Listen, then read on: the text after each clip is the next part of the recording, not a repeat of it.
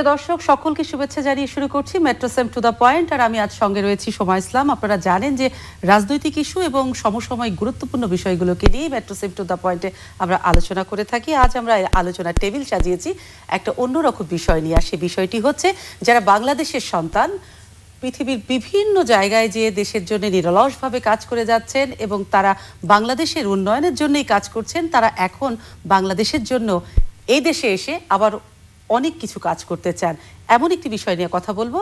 এবং সেজন্য আজকে আমাদের অনুষ্ঠানের নাম রেখেছি অনিবাসী প্রকৌশলীদের সম্মেলন। আমি প্রথমে পরিচয় করিয়ে দিচ্ছি। আমার প্রথম দিকে আছেন Abu Bakkar Hanif, founder and CEO people and tech, যিনি আমেরিকা প্রবাসী। আমাদের সঙ্গে আছেন doctor Jahangir Dewan, president and CEO FBIT, তিনিও যুক্তরাজ্য প্রবাসী। এবং আমাদের সঙ্গে আছেন তপন মাহমুদ জনি, তিনি সিঙ্গাপুর প্রবাসী। শুভেচ্ছা জানাচ্ছি। প্রথমে আমি আপনাকে দিয়ে শুরু করতে চাই মিস্টার হানিফ, আপনি তো আমেরিকা প্রবাসী। আজকে যে আন্তর্জাতিক সম্মেলনটা হয়ে গেল প্রকৌশলীদের জন্য, এটি তো প্রথম একটি সম্মেলন। জি, প্রথম সম্মেলন। তো আসলে এই সম্মেলনের উদ্দেশ্যটা কি? উদ্দেশ্য হলো আমরা বাংলাদেশিরা যে যেখানে আছি, যেখানে মেইন স্ট্রিমে কন্ট্রিবিউট করছি, সেই জ্ঞানগুলো, সেই নলেজগুলো, সেই আইডিয়াগুলো বাংলাদেশিদের সাথে শেয়ার করা।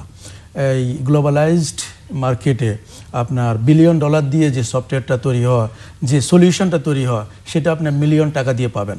মিনস আমরা যদি সেই অভিজ্ঞতা বাংলাদেশিদের সাথে, বাংলাদেশের গভর্নমেন্টের সাথে, সরকারের সাথে যদি আমরা শেয়ার করি, তাহলে সেটা সেই সলিউশনগুলো আমরা সহজে দিতে পারি। আপনি তো আমেরিকাতে প্রবাসী, কিন্তু সেখানে আপনার কাজের জায়গাটা কি? আপনি তো প্রকৌশলী, কিন্তু কোন সেক্টর নিয়ে আপনি কাজ করছেন? কি কি কাজ ইতিমধ্যে করেছেন? আমি software development, skill development, recruiting, employment agency নিয়ে কাজ করি।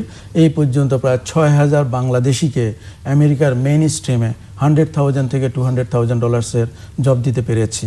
তারই আলোকে আমরা এই বাংলাদেশেও স্কিল ডেভেলপমেন্টের উপর কাজ করছি। আমার প্রজেক্ট হলো আপনার সফটওয়্যার টেস্ট ইঞ্জিনিয়ারিং ক্যাপাবিলিটি এবং সাইবার সিকিউরিটি ল্যাব তৈরি করা এবং সফটওয়্যার টেস্টিং ল্যাব তৈরি করা। এবং এটার বিরাট একটা মার্কেট আছে, সেটা নিয়ে আমার পেপারটা আমি সাবমিট করেছি। আগামীকাল আমরা প্রেজেন্ট করব। ডক্টর জাহাঙ্গীর দেওয়ান, আপনার কাছে শুনতে চাই, আপনিও তো আমেরিকা প্রবাসী, আসলে অনাবাসী আমরা যেটা বলছি প্রকৌশলীদের, এটা প্রথমবারের সম্মেলন ছিল, 2 দিন ব্যাপী এই সম্মেলন। আজই মাননীয় প্রধানমন্ত্রী এটা উদ্বোধন করেছেন। তো আপনি আসলে কি সেক্টর নিয়ে কাজ করছেন, আপনার কাজের এরিনাটা কি, কি করছেন এবং আপনি কি করতে চান? জি, আপনাকে ধন্যবাদ। আমি যে এরিয়াতে কাজ করছি সেটা হলো মাইক্রোচিপ ডিজাইন, মানে ইলেকট্রনিক্স যে চিপ আপনার মোবাইল ফোনে ধরুন অথবা যে কোনো কনজিউমার ইলেকট্রনিক্সের মধ্যে যে চিপটা যায়, যে ডিভাইসটা যায়, যেটা হলো ওটার প্রাণ, ওটার নিয়ে আমি কাজ করি। বাংলাদেশে আমরা ইউনিভার্সিটির সাথে কাজ করছি। আমার প্রায় 10টা ইউনিভার্সিটিতে ল্যাব আছে, VLSI ল্যাব বলি এটাকে, ভেরি লার্জ স্কেল ইন্টিগ্রেশন, মানে millions of devices, smaller component একটা স্মল চিপের মধ্যে থাকে। এটা কিভাবে তারা ডিজাইন করবে এবং এই যে হাইটেক ইকোনমিটা আমরা বাংলাদেশে কিভাবে ক্রিয়েট করতে পারি এই এরিয়াতে, সেটা নিয়ে আমার প্রজেক্টটা। আপনার আমি আরও ডিটেলস আপনাকে বলবো পরে। যে এখানে 3টা জিনিস আমি আসলে শেয়ার করছি। একটা হলো যে আমাদের হিউম্যান ক্যাপিটাল কিভাবে ব্যবহার করা যায়, মানে স্পেশাল ম্যান পাওয়ার যেভাবে ডেভেলপ করা যায়, স্পেশাল ম্যান পাওয়ার যে যারা এখানে কাজ করবে, মনে করেন ইন্টেল অথবা ব্রডকম, স্যামসাং, এরা যদি ডিজাইন সেন্টার ওপেন করতে চায়, আমাদের কি 10,000-15,000 ট্রেন্ড ইঞ্জিনিয়ার আছে? ওই জিনিসটা প্রথম আমাদের ক্রিয়েট করতে হবে। সেখানে গভর্নমেন্টের একটা ভূমিকা আছে, প্রাইভেট সেক্টর একটা ভূমিকা আছে। তারপরে আমাদের এখানে স্টার্ট আপ কীভাবে ক্রিয়েট করা যায়, আমাদের ছেলেমেয়েরা যখন পাস করে আসবে তারা কিভাবে নিজেরা কোম্পানি করতে পারে, এই চিপ ডিজাইনের আউটসোর্সিংয়ের জব কিভাবে নিতে পারে, এই এরিয়াতে ধরুন এই কর্মক্ষেত্রটার একটা বড় দুয়ার উন্মোচিত হবে আমার মনে হচ্ছে। এই বিষয়গুলো না আরেকটু পরে আমি আসছি আপনাদের কাছে। আমি তখন আপনার কাছে যেতে চাই যে দুজনের সাথে এতক্ষণ কথা বললাম, তার দিক থেকে আপনি কিন্তু অনেকটাই তরুণ, নবীন। তো আপনার যে এই যে বাইরে, আপনি তো সিঙ্গাপুরে থাকেন, কিন্তু এই যে তারুণ্য এবং উদ্যোক্তা কিংবা আপনার প্রকৌশলী, আপনার যে স্বপ্নগুলো, আপনি তো সিঙ্গাপুরে থাকেন, আপনার কোন স্বপ্নগুলো আপনি এবারের এই সম্মেলনে এসে দেখছেন যে এটা সাপ্লিমেন্ট বাংলাদেশে করলে তরুণরা এগিয়ে যাবে কিংবা বাংলাদেশের জন্য উন্নয়নের নতুন একটা জায়গা যোগ হবে? ধন্যবাদ আপনাকে। আমি সিঙ্গাপুরে আছি 2013 থেকে। আমি স্যাটেলাইট এবং IPTV ব্রডকাস্টিং নিয়ে কাজ করছি গত 10 বছর ধরে।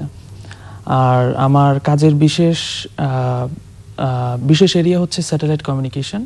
2016-তে আমি ব্রাজিল অলিম্পিক টিমের ব্রডকাস্ট টিমের একজন মেম্বার ছিলাম।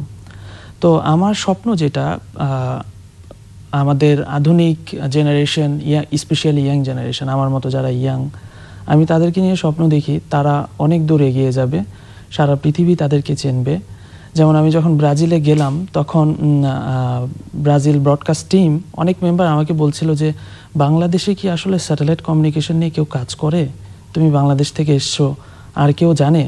তো আমার এই প্রেজেন্সের মাধ্যমে তারা জানলো যে আমার মতো আরও অনেক বাংলাদেশি আছে যারা আমার চাইতে অনেক ভালো বুঝে, তারাও ওইখানে গিয়ে সাকসেসফুলি ব্রাজিল অলিম্পিকের মতো আরও অনেক বড় বড় স্পোর্টস ইভেন্ট কাভার করার মতো ক্ষমতা রাখে।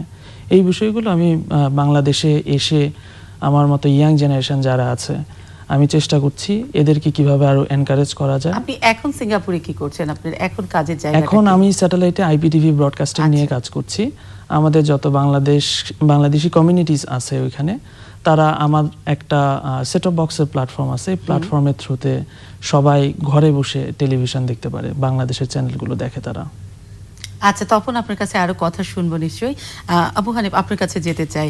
এখন বাংলাদেশে যে আপনারা পরিকল্পনাগুলো নিচ্ছেন, আপনি বলছেন আপনি একটা পেপার ও প্রেজেন্টেশন পেপার তৈরি করবেন, সেখানে আসলে কাজের জায়গাটা, আমাদের দেশে যে তরুণ শিক্ষিত ছেলেরা মেয়েরা আছে, তাদের এটার ফলে কাজের কি নতুন কোনো ক্ষেত্র তৈরি হবে?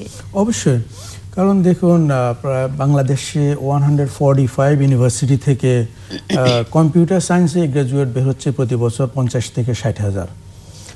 কিন্তু এরা যখন কাজ খুঁজতে গিয়ে এন্ট্রি লেভেলের জব খোঁজে, সেই এন্ট্রি লেভেলের জবটা তো অ্যাভেলেবল না। তা আমরা এদেরকে যদি স্কিল করতে পারি, তাহলে বাংলাদেশে যেরকম গভর্নমেন্ট চিন্তা করছে 28 হাইটেক আইটি পার্ক তৈরি করবে, যেটার একটা দুটা হয়তো শুরু হয়ে গেছে। তো হাইটেক আইটি পার্ক শুরু করা মেন্স হলো বিদেশে যাদের ফরচুন 100, ফরচুন 500 কোম্পানিগুলো এই দেশে আসবে। যখন আসবে তখন তো স্কিল পিপল এখান থেকেই তৈরি করবে। যদি এখান থেকে না পায়, ওরা তো আর ইন্ডিয়া বা শ্রীলঙ্কা থেকে নিয়ে আসবে না। তাহলে সেই জায়গাটাতে আমরা কাজ করতে চাই, যেটাতে আমরা স্কিল পিপল তৈরি করতে পারি। এই পর্যন্ত আমি বাংলাদেশে প্রায় 2000 পিপলকে ট্রেন্ড আপ করে চাকরি দিয়েছি, যারা লোকাল মার্কেটে কাজ করছে অথবা আউটসোর্সিংয়ের মাধ্যমে বিভিন্ন জায়গায় কাজ করছে।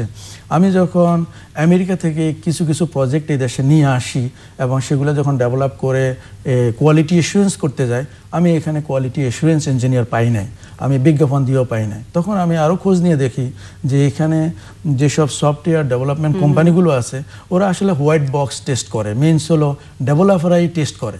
তা আমি চিন্তা করলাম যে এটা একটা খুবই ইম্পর্টেন্ট প্ল্যাটফর্ম, এই প্ল্যাটফর্মটাকে দাঁড়ানো দরকার। কারণ পুরো বিশ্বে $3.7 ট্রিলিয়ন সফটওয়্যার ডেভেলপমেন্ট মার্কেট, সেখানে just itself US itself $1 trillion market, তার মধ্যে 40 থেকে 75% গোজ টু কোয়ালিটি অ্যাসুরেন্স। তাহলে এটা একটা ইম্পর্টেন্ট প্ল্যাটফর্ম। তো আমি এখানে শুরু করেছি যে সফটওয়্যার টেস্ট ইঞ্জিনিয়ার তৈরি করা, এক নম্বর। 2 নম্বর হলো যে একটা ল্যাব তৈরি করা, software test engineering lab plus cyber security lab. এর মাধ্যমে গভর্নমেন্ট সফটওয়্যার, ব্যাংকিং সফটওয়্যার, এইসব সফটওয়্যারগুলো আমরা টেস্ট করব এবং একটা অথরিটি ক্রিয়েট করা। প্রিয় দর্শক, আমাদের নিতে হচ্ছে একটা মেট্রোসেম বিজ্ঞাপন বিরতি, আমাদের সঙ্গেই থাকুন। প্রিয় দর্শক, আরও একবার শুভেচ্ছা জানাচ্ছি মেট্রোসেম টু দ্য পয়েন্টে। ডক্টর জাহাঙ্গীর, আপনার কাছে যেতে চাই। তিনি যেমনটা বলছিলেন যে আসলে এই সম্মেলনটা অনেকগুলো দিক আছে, তার মধ্যে কি আপনিও মনে করছেন যে কর্মক্ষেত্র একটা বিশাল সম্ভাবনার দরজা উন্মুক্ত হয়ে যাবে? অবশ্যই। সেটি কিভাবে? এই যে ধরুন, আমরা যে SMPD মডেল যেটা বলছি, special man power development programme, সেখানে আমরা হাজার হাজার ইঞ্জিনিয়ার যদি ট্রেন করতে পারি রেডি ফর দ্য জব। উনি যে বলছেন একই ধরনের, যে ইউনিভার্সিটি তারা পড়ে আসলো, আমাদের কারিকুলাম আমরা ইউনিভার্সিটিতে দিলাম, যে তারা 4 বছর ওখানে শিখে আসলো, তারপরে ভেরি স্পেশাল প্রোগ্রাম তাদের জন্য নেওয়া হলো 6 মাসের জন্য, তাদেরকে ইন্ডাস্ট্রির জন্য রেডি করা, কাজের জন্য। এভাবে তাদেরকে যদি আমরা রেডি করতে পারি, তখন ধরুন এই যে ফরেন ডাইরেক্ট ইনভেস্টমেন্ট বলেন, কিংবা বড় বড় কোম্পানিগুলোকে যদি আমি হাইটেক পার্কে আনতে চাই, তার প্রথম জিজ্ঞেস করবে আমি কি এনাফ রিসোর্স পাবো এখানে হায়ার করার জন্য? আমি 2000 লোক আমার দরকার, 2000 লোক কি আছে আমার ট্রেন্ড? এই জিনিসটা আমরা ক্রিয়েট করতে চাই। আর একটা হলো আমার প্রজেক্টের একটা বড় অংশ, সেটা হলো একটা মাইক্রো ইলেকট্রনিক্স ডিজাইন সেন্টার আমরা এখানে ক্রিয়েট করতে চাই, যেটা আমি আশা করব যে গভর্নমেন্ট এটাকে স্পন্সর করবে। যে 200 লোক একসাথে কাজ করবে। যে ব্রাজিলে এবং হংকং গভর্নমেন্ট আমাদের যে principal company cadence design system তারা এস্টাবলিশ করে দিয়েছে ব্রাজিলে। এখানে বিরাট একটা সম্ভাবনা বাংলাদেশের জন্য উন্মুক্ত হবে। যেরকমভাবে আমেরিকান কোম্পানি, জাপানিজ কোম্পানিগুলো অথবা কোরিয়ান যে ডিজাইন কোম্পানি তারা এখানে হাইটেক পার্কে তাদের অফিস ওপেন করবে, আমাদের হাজার হাজার ছেলেকে তারা চাকরি দিবে, ট্রেন ম্যান পাওয়ার আমরা করছি এবং গভর্নমেন্ট ক্যান ফ্যাসিলিটেট দ্যাট। আমরা অর্থনৈতিক জায়গাটা নিয়ে আরেকটু পরে কথা শুনবো। তপন, যেখানে বলছে যে আমাদের দেশের যারা তরুণ ছেলেপেলে আছে তারা কিন্তু পড়াশোনা শেষ করে তাদের একটা স্বপ্নই থাকে বিদেশে যেয়ে চাকরি করবে, কিন্তু এই যে আগামীতে যেন এটা না হয়, দেশেই যেন কাজ করার অনেকগুলো জায়গা আছে, সেই ক্ষেত্রগুলোতে যেন কি বলবেন, আপনাদের পরামর্শটা কি থাকছে? ধন্যবাদ আপনাকে। আসলে আমাদের দেশে অনেক রিসোর্স লিমিটেড, যার কারণে আমরা অনেকে চিন্তা করি কি আরেকটু ভালো জানার জন্য, ভালো শেখার জন্য বাইরের দেশে যাওয়া। এটা আমার ভেতরে তৈরি হয়েছে 2013-তে আমি যখন সিঙ্গাপুরে পাড়ি জমাই। এর আগে আমি বেশ কয়েকটা টেলিভিশন চ্যানেলে কাজ করেছি ব্রডকাস্ট ডিপার্টমেন্টে। তো সিঙ্গাপুর হচ্ছে এশিয়ার মধ্যে হাব, যারা ব্রডকাস্টিংয়ে অনেক বেশি পায়োনিয়ার। তো আমার মধ্যে যে ব্যাপারটা তৈরি হয় সেটা হচ্ছে আরও বেশি জানতে হবে, আরও অনেক কিছু শিখতে চাই আমি, যেগুলো আমার দেশে লিমিটেড রিসোর্সের কারণে শেখার সুযোগ নাই। সেগুলো শিখে আমি আবার আমার দেশে ব্যাক করে সেগুলো আমি কাজে লাগাতে চাই। এটাই ছিল আমার। মনে হচ্ছে যে আপনার যেটা অপূরণের জায়গা ছিল, যে কাজের সুযোগটা কম বাংলাদেশে, এখন কি মনে হচ্ছে বাংলাদেশে কাজের সুযোগটা তৈরি হয়েছে? আস্তে আস্তে তৈরি হচ্ছে। আসলে আপনারা জানেন সবাই, কয়েকদিন আগেই আমরা প্রথম স্যাটেলাইট যুগে পদার্পণ করলাম। বঙ্গবন্ধু 1 স্যাটেলাইট লঞ্চ হয়েছে। এর মাধ্যমে আমাদের দেশে একটি গ্রাউন্ড স্টেশনও হয়েছে, যেখানে বেশ কিছু বাংলাদেশি ইঞ্জিনিয়ারদের ট্রেনিংয়ের ব্যবস্থা করা হয়েছে। আমি চাই এই ব্যাপারটাকে আরও একটু ব্রড করা হোক, যাতে শুধু গুটি কয়েক মানুষের হাতেই এটা সীমাবদ্ধ না থেকে যারাই আগ্রহী এই ইন্ডাস্ট্রিতে, এই ফিল্ডে আসতে চায়, তারা সবাই যাতে শেখার সুযোগ পায়। শুধু দেশে নয়, একদিন আমরা শুনবো যে নাসা বাংলাদেশ থেকে স্যাটেলাইট ইঞ্জিনিয়ার হায়ার করেছে। বাহ, যারা হানিফ, মানে আমরা সবাই প্রত্যাশা দেখি তপনের মতো করে যে বাংলাদেশ একদিন এইখানে চলে যাবে। তবে আপনার কাছে যেটা জানতে চাই, যে বারবারই আমি যেটা বলছি যে কর্মসংস্থানের যে একটা দুয়ার উন্মোচিত হবে, শুধু তো সেটা নয়, অর্থনীতি তো অনেকখানি সমৃদ্ধশালী হবে। এই আপনাদের যে সম্মেলনটা হলো, সেটা কোন কোন খাত দিয়ে অর্থনীতিকে আরেকটু শক্তিশালী হবে বলে মনে করছেন, এটা বাস্তবায়িত হলে? ডেফিনেটলি। দেখুন, বাংলাদেশ এখন 3টা ইকোনমিক স্তম্ভের উপর দাঁড়িয়ে আছে: রেমিটেন্স, গার্মেন্টস অ্যান্ড এগ্রিকালচার। আমরা যদি আইটিকে প্রধানতম স্তম্ভ হিসেবে দেখতে পারি, তাহলে ডেফিনেটলি এই ক্ষেত্রে আমরা অনেক দূর এগিয়ে যাব। আমি স্কিল ডেভেলপমেন্টের ক্ষেত্রে বেশি জোর দেব, কারণ স্কিল যদি ডেভেলপমেন্ট না হয় তাহলে বাইরের কোম্পানিগুলো এখানে আসবে না। ইউনিভার্সিটিতে 4th ইয়ারে যদি স্কিল ডেভেলপমেন্টের উপরে 4 মাসের 6 মাসের একটা কোর্স করা যায়, তাহলে এন্ট্রি লেভেলে না ঢুকে ওরা মিড লেভেল, সিনিয়র লেভেলে কাজ করতে পারবে, এবং সেই সুযোগটার জন্য গভর্নমেন্টও কাজ করছে। আমরা যারা বাইরে এক্সপার্ট তারাও এখানে এসেছি, আমরাও কাজ করছি। জনাব জাহাঙ্গীর, আপনার কাছে যেটা জানতে চাই, যে একটা স্বপ্ন নিয়ে তো আপনারা একটা সময় খুব কম বয়সে বিদেশে পাড়ি জমিয়েছিলেন, সেই স্বপ্নটা পূরণ হয়ে গেছে। আবার যেমনটা করে মিস্টার হানিফ বলছিলেন যে আপনারা আবার ব্যাকও করেছেন, তার মানে এখানে এখন কাজের একটা বড় ক্ষেত্র তৈরি হয়েছে, কিংবা আপনারা সেই সুযোগটাকে, আপনাদের নিজেদের অভিজ্ঞতাটাকে বাংলাদেশে কাজে লাগাতে চান। সরকার আপনাদের পাশে দাঁড়িয়েছে, আপনারা সরকারের পাশে দাঁড়িয়েছেন। এখন দুইজন, সরকার এবং বেসরকারি সংস্থা মিলেই তো এই সম্মেলনটা, তো এটাকে যেন সরকারিভাবে আরো এগিয়ে নিতে পারা যায়, কোনোভাবে যেন জিনিসটা আপনাদের স্বপ্নগুলো ভেস্তে না যায়, সেজন্য সরকারের প্রতি আপনাদের পরামর্শগুলো কি থাকছে এই জায়গাগুলোতে জানতে চাই। আমি বাংলাদেশে কাজ করছি লাস্ট 5 ইয়ার্স, 5 বছর, আমাদের কোম্পানি SBIT, এবং আমরা বিভিন্ন স্টার্টেড উইথ বুয়েট ল্যাব। বুয়েটের একটা ল্যাব করে দিলাম আমরা যখন ইন্টেল থেকে একটা ফান্ড, ইন্টেলে বাংলাদেশি যারা আছে employee, IBA, Intel Bangladeshi association, ওরা ফান্ড রেজ করেছে নিজেদের টাকা দিয়ে, তারা ইন্টেল একটা ল্যাব, এক্সপেরিমেন্টাল ল্যাব আমরা করলাম এই যে চিপ ডিজাইনের জন্য, ছাত্র শেখার জন্য। দেন একের পর এক করলাম আমরা, নর্থ সাউথ বলেন, MIST, চুয়েট, যেটা আমি নিজে একটা করে দিলাম। এভাবে গভর্নমেন্ট অলসো চেষ্টা করছে, তাদের সাথে কাজ করছি, যে তারা ইউনিভার্সিটিগুলোতে এই প্রোগ্রামটাকে বেশ ভালোভাবে সিরিয়াসলি আমাদের সাথে কাজ করবে। প্লাস এই যে ধরেন স্পেশাল ম্যান পাওয়ার ডেভেলপমেন্ট, আমরা হাইটেক পার্কের সাথে কাজ করতে পারি, যে ICT ডিভিশনের, যে আরও মোর ম্যান পাওয়ার ক্রিয়েট করা, এবং একই সাথে ধরেন ওই যে কথাটা আসছিল যে বাংলাদেশের যারা সূর্য সন্তান বিভিন্ন কোম্পানিগুলোতে আছে, ইন্টেলে মনে করেন প্রায় 300-400 বাংলাদেশি, মেবি 500 বেশি থাকতে পারে, অন্যান্য কোম্পানিগুলোতে এরকম আছে, সিসকোতে আছে। তাদেরকে দেশে কিভাবে ফেরত আনা যায়, এনআরআইরা, নন রেসিডেন্ট ইন্ডিয়ানরা যেভাবে তাদের দেশে গিয়েছে, দেশ গড়েছে এই সেক্টরে, এখানে বাংলাদেশ একটা পোর্শন নিতে পারে। তো আমাদের সিম্পল টার্গেট, গভর্নমেন্টের সাথে আমরা কথা বলছি যে একটা 1 বিলিয়নের একটা টার্গেট আমরা কেন নিতে পারি না নেক্সট 5 বছরের জন্য, যেখানে আমাদের স্পেশাল ম্যান পাওয়ার ক্রিয়েট করতে হবে, আমাদের টেকনোলজি আনতে হবে, and we are ready, NRB engineers are ready to help. এখন অনেকেই আসছে, আমি যেমন কোম্পানি করলাম এবং আমরা চেষ্টা করছি যে একটা এক্সাম্পল দেই, একটা নিউরাল সেমিকন্ডাক্টর, এখানে আমরা তাদেরকে হেল্প করলাম, এখন তারা প্রজেক্ট পাচ্ছে।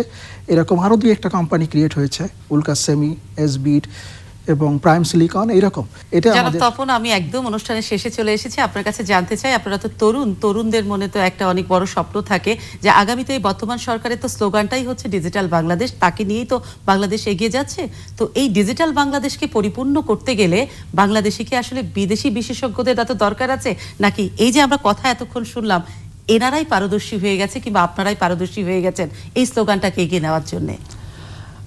আসলে ডিজিটাল বাংলাদেশের রূপকার হচ্ছি আমরা নিজেরাই। আমি মনে করি অনেক বাংলাদেশে এক্সপার্টিজ আছে, সারা পৃথিবীতে তারা ছড়িয়ে ছিটিয়ে আছে। তাদেরকে যদি এইভাবে কোনো একটা আমব্রেলার নিচে নিয়ে আসা যায় এবং তারা কে কোন প্ল্যাটফর্মে কাজ করছে তাদের সঙ্গে ইনফরমেশন শেয়ারিংগুলো করা যায়, তাহলে আমাদের দেশ অনেক উপকৃত হবে। আপনার প্রত্যাশার জায়গাটা কি? বেসিক্যালি দেখেন, ইন্ডিয়া 2017-এ $100 বিলিয়ন ইনকাম করেছে আউটসোর্সিং খাত থেকে। আমরা বাংলাদেশিরা $800 মিলিয়ন ইনকাম করেছি। 2021-এ আমাদের টার্গেট হলো $5 বিলিয়ন ইনকাম করা। তো সেটা একমাত্র সম্ভব যদি ইউনিভার্সিটি এবং ইন্ডাস্ট্রি টুগেদার কাজ করে, মিনস হলো স্কিল ডেভেলপমেন্টের উপরে কাজ করে, তাহলে এখান থেকে সফটওয়্যার এক্সপোর্ট করা যাবে এবং এখানেই আমরা এফডিআই নিয়ে আসতে পারবো। মেট্রোসেম টু দ্য পয়েন্টে আমাদের সঙ্গে যুক্ত হবার জন্য আমি আরও একবার আপনাদের 3 জনকে অসংখ্য ধন্যবাদ জানাচ্ছি। প্রিয় দর্শক, আলোচনা শুনছিলেন, আপনারা যেমনটি শুনলেন যে সকলেই বলছিলেন পুরো বাংলাদেশ কিন্তু পোশাক শিল্পের জন্য মাথা উঁচু করে দাঁড়িয়ে আছে বিশ্বে, কারণ সবখানে শোনা যায় এই পোশাকটি তৈরি হয়েছে মেড ইন বাংলাদেশ। প্রযুক্তিতেও একদিন সারা বিশ্বে বাংলাদেশ মাথা তুলে দাঁড়াবে এবং সকলেই বলবে মেড ইন বাংলাদেশ। সবাইকে আরও একবার মেট্রোসেম টু দ্য পয়েন্ট দেখবার জন্য শুভেচ্ছা এবং আবারও ভালো থাকবেন, সুস্থ থাকবেন এই প্রত্যাশা নিয়ে আমি সোমা ইসলাম বিদায় নিচ্ছি। শুভরাত্রি।